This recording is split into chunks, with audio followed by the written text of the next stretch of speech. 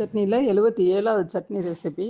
2 பேருக்குள்ள அளவு சொல்கிறேன். ஒரு குழம்பு கரண்டி அளவு கடலை மாவு எடுத்து 400 ml தண்ணியில் நல்லா மிக்ஸ் பண்ணி வச்சுக்கோங்க. கொஞ்சோண்டு மஞ்சத்தூளும் கொஞ்சோண்டு உப்பு கொஞ்சோண்டு பெருங்காயத்தூள் போட்டு நல்லா மிக்ஸ் பண்ணி வச்சுக்கோங்க. இப்போ அடுப்பத்தை வச்சு ஒரு பேனில் 1 டேபிள் ஸ்பூன் எண்ணெய் விட்டு கடுகு, உளுந்தம்பருப்பு, ஒரு மிளகாய் வத்தல், ஒரு பச்சை மிளகாய், கொஞ்சோண்டு கருவேப்பிலை போட்டு நல்லா 1 by 1 தாளிச்சிட்டு அதில் ஒரு பல்லாரி வெங்காயம் பொடிசாக நறுக்குனதை போட்டு நல்லா வதக்கி விடுங்க. இப்போ இந்த டயத்தில் மிக்ஸி ஜாரில் 1 டேபிள் ஸ்பூன் தேங்காய் துருவல், ஒரு சின்ன துண்டு இஞ்சி, காரத்துக்கு தகுந்த அளவு ஒரு பச்சை மிளகாய் அல்லது மிளகாய் வத்தல் போட்டுக்கோங்க.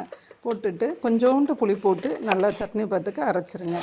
இப்போ இந்த வெங்காயம் வதங்கினதில் இந்த தேங்காய் மிக்ஸ் அரைச்சிருக்கோம்ல அதையும் போட்டு இந்த கடலை மாவு கலக்கினதையும் போட்டு நல்லா தரன்னு கொதிக்க விட்டுருங்க. அடுப்பை சிம்மில் வச்சு.